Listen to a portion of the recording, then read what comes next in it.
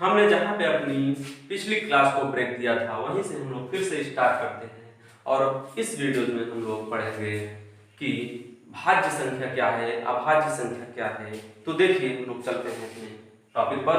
देखिए जैसे, लेकिन हम लोग सारी चीजों को, जिन 4 तरह की संख्याओं को हमने पढ़ा, whole number, natural number, even number, odd number, सभी को किसके अंतर्गत पढ़ा? हम लोग इंटीजर्स के अंतर्गत पढ़े। अब हम लोग जो भाज्य और अभाज्य यानी कंपोजिट नंबर और प्राइम नंबर को भी हम लोग इंटीजर्स के ही अंतर्गत पढ़ेंगे, क्योंकि ये सारी संख्याएं इसी के अंतर्गत आती हैं। तो देखिए, जो कर लीजिए हम लोग लेते हैं कंपोजिट नंबर, कंपोजिट नंबर, इसी को हिंदी में कहा जाता है भाज्य संख्या, भाज्य संख्या। तो देखिए, जो संख्याएं एक से और खुद के अलावा किसी एक और संख्या से कटती हों उन्हें हम भाज्य संख्या या कंपोजिट नंबर कहते हैं। और या तो कुछ इस तरह से कह लीजिए, ऐसी संख्या जिसके 2 से अधिक फैक्टर हों या गुणनखंड हों उनको हम भाज्य संख्या या कंपोजिट नंबर कहते हैं, जिनके 2 से अधिक गुणनखंड हों। अब जैसे हमने एक एग्जांपल के तौर पे लिया कि 4 क्या है? 4 1 से भी कटता है, 2 से भी कटता है और खुद से 4 से कटता है। तो हमने क्या, कंपोजिट नंबर की जो परिभाषा है, 1 से कटे, खुद से कटे, उसके अलावा किसी एक संख्या और से कटे। जैसे यहाँ पे 2 से कट रहा है। और एक परिभाषा को हमने और बताया कि जिसके पास 2 से अधिक गुणनखंड या फैक्टर हो, तो 4 के पास 2 से अधिक गुणनखंड हैं, 3 गुणनखंड हैं, इसलिए यह कंपोजिट की श्रेणी में आएगा, भाज्य संख्या की श्रेणी में आएगा। इसी तरीके से हम लेते हैं 6 को ले लेते हैं। 6 को भी जब हम फैक्टर करेंगे तो 1 से भी कटेगा। 6 फैक्टर वह हिस्सा होता है किसी भी नंबर्स का जो नंबर्स को डिवाइड कर दे, और नंबर को जब हम तोड़े, फैक्टर करें, तो वो भी फैक्टर के रूप में हमें देखना चाहिए। तो 6 जो है 1 से भी कटेगा, 2 से भी कटेगा, 3 से भी कटेगा और खुद से कटेगा। तो ये भी आपके कंपोजिट वाले फार्मूले या परिभाषा को कंप्लीट करता है कि इसके भी 2 से अधिक फैक्टर या गुणनखंड कह लीजिए, सेम चीजें होती हैं। जो फैक्टर होते हैं उन्हीं को हम गुणनखंड कहते हैं।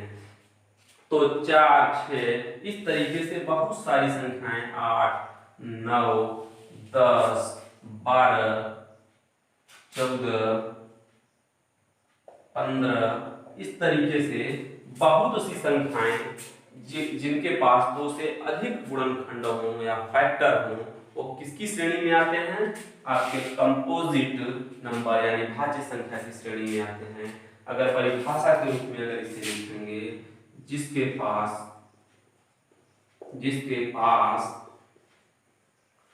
2 से अधिक गुणनखंड, ब्रैकेट में आप लिख लीजिए फैक्टर, ऐसी संख्या जिसके पास 2 से अधिक गुणनखंड या फैक्टर हो उसे हम कंपोजिट संख्या कहते हैं। उस श्रेणी में 4, 6, 8, 9, 10, 12, 14, 15 इस तरह की संख्याएं आती हैं।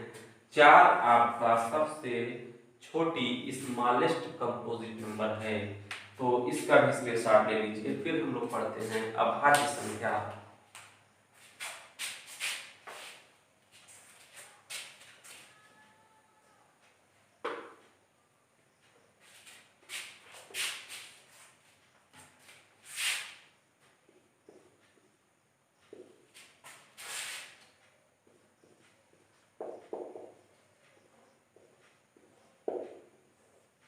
ठीक, तो देखिए अभाज्य संख्या क्या है?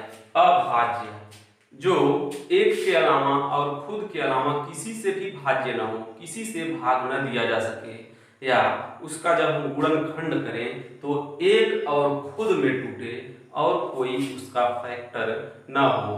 परिभाषा के रूप में इस तरह से ले लीजिए, जिसके पास केवल और केवल दो ही गुणनखंड या फैक्टर हो, न तो दो से अधिक न तो दो से कम, तो उस श्रेणी की संख्या को हम लोग अभाज्य श्रेणी की संख्या कहते हैं, प्राइम नंबर कहते हैं, अभाज्य संख्या कहते हैं। अब जैसे अगर हम एग्जांपल के तौर पे लें तो जैसे अभाज्य श्रेणी में जैसे 2 हो गया, 3 हो गया, 5 हो गया, 7 हो गया, 11 हो गया, 13 हो गया, 17 हो गया, 19 हो गया, 23 हो गया, ऐसे इस तरह की संख्याएं सभी किसके अंतर्गत आती हैं? अभाज्य, जिनके पास सिर्फ और सिर्फ दो ही गुणनखंड हों। जैसे आप 2 को ले लीजिए, 2 आपका स्मॉलेस्ट सबसे छोटी अभाज्य संख्या 2 है, और 2 के अलावा देख रहे हैं जितने भी अभाज्य संख्याएं आपको मिलेंगी सभी की सभी ऑड नंबर यानी विषम संख्या होगी। 2 इकलौती सम अभाज्य संख्या है और सबसे छोटी अभाज्य संख्या भी है। अब जैसे हम 2 को लिए, 2 को अगर हम गुणनखंड करेंगे तो 1 और 2 में तोड़ सकते हैं, इससे ज्यादा और इसका कोई गुणनखंड नहीं होगा, और यह सिर्फ और सिर्फ 1 से भी कटेगा, 2 से कटेगा, 1 और 2 के अलावा किसी से भी नहीं कटेगा। अब 3 को ले लीजिए, इसके साथ भी वही कंडीशन है, 1 और 3 इसके गुणनखंड होंगे, इसको और पार्ट में हम नहीं तोड़ सकते, या यूं कह लीजिए और किसी संख्या से इसको हम भाग नहीं दे सकते।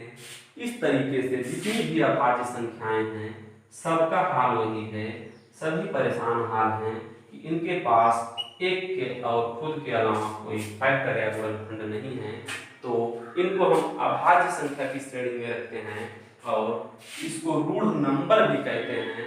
ठीक, तो इसलिए हम लोग अभाज्य संख्या पे क्वेश्चन जिस तरह से बनते हैं कुछ नोट के रूप में पढ़ेंगे। तो ठीक, तो इसका स्क्रीनशॉट ले लीजिए, इसकी परिभाषा यहाँ से ले लीजिए, जिसके पास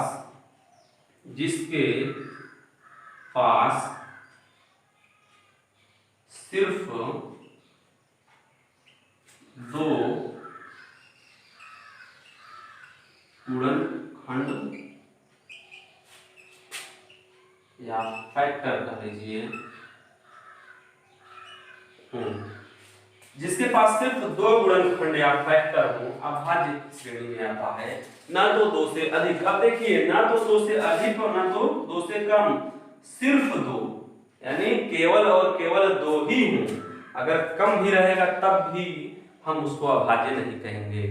एग्जाम्पल के तौर पे आप 1 को ले लीजिए, 1 के पास सिर्फ और सिर्फ कह लीजिए एक खुद से ही, एक के अलावा उसका कोई भी फैक्टर या गुणनखंड नहीं है। अब आप यूं कहेंगे कि इसको हम चाहे जितनी बार लिख दें तो लिख तो देंगे, लेकिन संख्या तो वही रिपीट कर रही है, तो इस कंडीशन में इसको हम भाज्य अभाज्य की श्रेणी, दोनों श्रेणी में नहीं रखते। इसको न तो भाज्य में आता है ना तो अभाज्य में आता है, तो इसको याद रखिएगा। अब हम लोग नोट के रूप में कुछ चीजें पॉइंट करके लिखेंगे, तो इसका स्क्रीनशॉट ले लीजिए आप लोग, फिर चलते हैं। तो देखिए हम लोग क्या पढ़ने चल रहे हैं यार। अब जैसे नोट लिखवाने वाले थे, नोट के रूप में पॉइंट करके 1 न 2 भाज्य है और न ही अभाज्य है। अब देखिए 1 जो है दोनों श्रेणी में नहीं है, इसको आप अपवाद स्वरूप ले सकते हैं, 1 न तो भाज्य है और न ही अभाज्य है। जैसे हमने कहा कि भाज्य होने के लिए 2 से अधिक फैक्टर या गुणनखंड होने चाहिए, अभाज्य होने के लिए सिर्फ और सिर्फ 2 फैक्टर या गुणनखंड होने चाहिए। 1 के पास सिर्फ 1 है तो वह किसी भी श्रेणी में नहीं आ रहा है। अब देखिए फिर 2 इकलौती सम अभाज्य संख्या है, 2 के अलावा आपके पास कोई भी सम संख्या ऐसी नहीं होगी जो अभाज्य है। 2 इकलौती सम अभाज्य संख्या है। इसको पॉइंट टू पॉइंट याद रखिएगा, एग्जाम में यही से बहुत सारे क्वेश्चन इन्हीं से उठाएगा। 2 जो है सबसे छोटी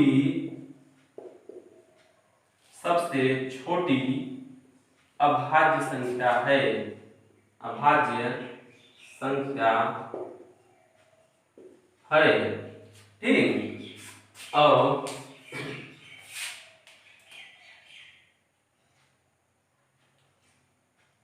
सबसे, अब ऐसे कर लीजिए क्वेश्चन नंबर 3, सबसे छोटी विषम अभाज्य संख्या है। सबसे छोटी विषम अभाज्य संख्या क्या है? 3 है। तो आप 1 को ना लिखिएगा, 3 है सबसे छोटी विषम अभाज्य संख्या। और कह लीजिए 4 सबसे छोटी भाज्य संख्या। भाज्य संख्या की बात आएगी तो सबसे छोटी भाज्य संख्या 4 है। 4 सबसे छोटी भाज्य संख्या है। देखते चलिए, देखिए अब इस तरह के क्वेश्चंस को और कैसे कैसे पूछ सकता है। सीधे क्वेश्चन पूछा है कि 1 से लेके 50 के बीच में कितनी अभाज्य संख्याएं हैं। तो आप लोग लिखते चलिए सारी चीजों को। 1 से 50 तक 15 अभाज्य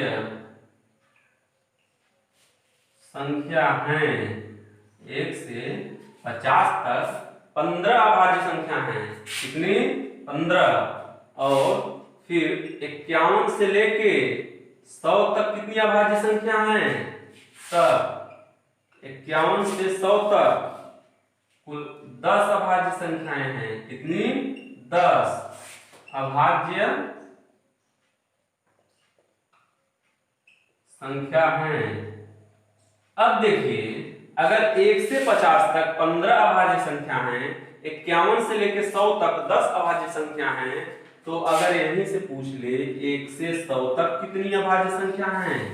1 से 100 तक तो कह देंगे आप 15 और 10 मिला के 25 अभाज्य संख्या हैं। सभी क्वेश्चन पूछा है एग्जाम में। अब देखिए 1 से 200 तक, अब इसी में कह दे 1 से 200 के बीच, तब भी उतनी ही संख्या होंगी। 1 से 200 तक कितनी अभाज्य संख्या है? 46 अभाज्य संख्या हैं। अब अगर इसी को ऐसे कहे कि 100 से 200 तक, तब 46 माइनस 25 21 अभाज्य